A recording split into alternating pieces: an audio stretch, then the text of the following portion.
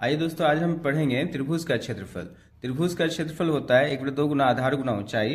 जैसा कि आकृति में देख पा रहे हैं हम लोग कि ये नीचे आधार होता है और ऊंचाई जो इसके लगा हुआ सीधा एकदम 90 डिग्री कोण बनाते हुए होता है। ऊंचाई कहीं से भी हो सकता है और ऊंचाई जो होता है वो उसकी निकटतम सबसे निकटतम दूरी होता है। जैसे इस बिंदु का यहाँ से आधार बीसी से जो सबसे निकटतम दूरी है, सबसे नजदीक दूरी जो है वो ऊंचाई होता है।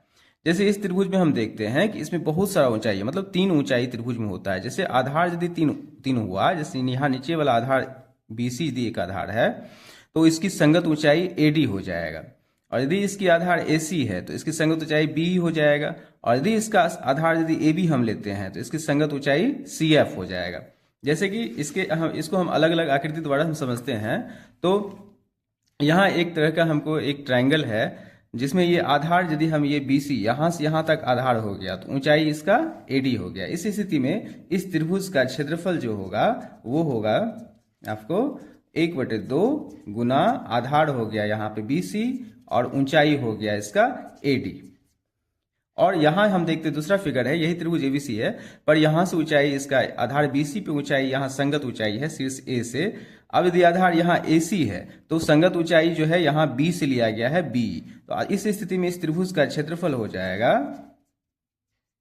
1/2 गुना AC गुना ऊंचाई इसका B हो जाएगा। ऐसा इसीलिए क्योंकि इसकी आधार ये है तो संगत ऊंचाई हमेशा उसके सामने के शीर्ष से होता है, शीर्षलम, इसे हम लोग शीर्षलम या ऊंचाई कहते हैं।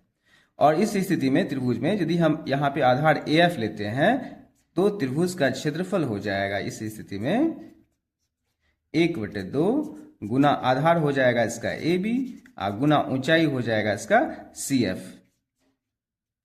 तो प्रत्येक स्थिति में, तीनों स्थिति में इसका क्षेत्रफल बराबर होगा। ये नहीं कि इसका क्षेत्रफल अलग निकला और इसका क्षेत्रफल अलग निकला और इसका क्षेत्रफल अलग निकला।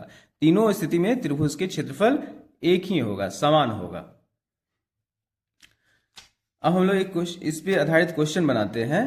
यहाँ पे क्वेश्चन नंबर 1 है। इस त्रिभुज में हम लोग को आधार नीचे दिया हुआ है, हम लोग को आधार नीचे BC बराबर 10 सेंटीमीटर दिया हुआ है और AB जो है 8 सेंटीमीटर दिया हुआ है। इस स्थिति में त्रिभुज ABC का क्षेत्रफल होगा 1/2 गुना आधार हो गया 10 गुना ऊंचाई हो गया 8।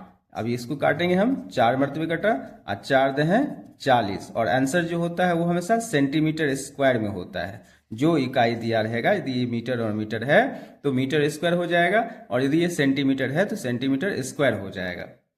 दूसरा क्वेश्चन में हम लोग आते हैं। तो इस आकृति में यदि यहाँ हमको त्रिभुज ABC का क्षेत्रफल निकालना है तो त्रिभुज ABC का क्षेत्रफल हो जाएगा 1/2 गुना आधार की बात करेंगे तो यहाँ 10 है और ऊंचाई है यहाँ 13 सेंटीमीटर स्क्वायर।